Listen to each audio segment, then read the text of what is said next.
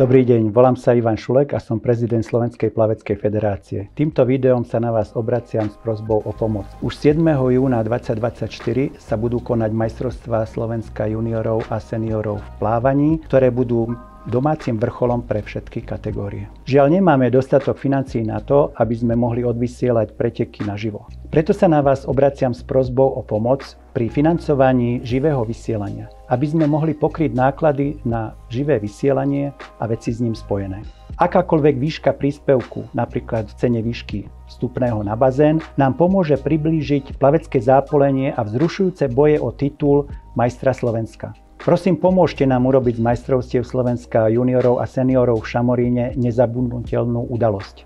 Informácie o tom, ako môžete prispieť, nájdete na našej webovej stránke www.swimsvk.sk. Ďakujeme za vašu podporu a tešíme sa 7. júna pri živom prenose.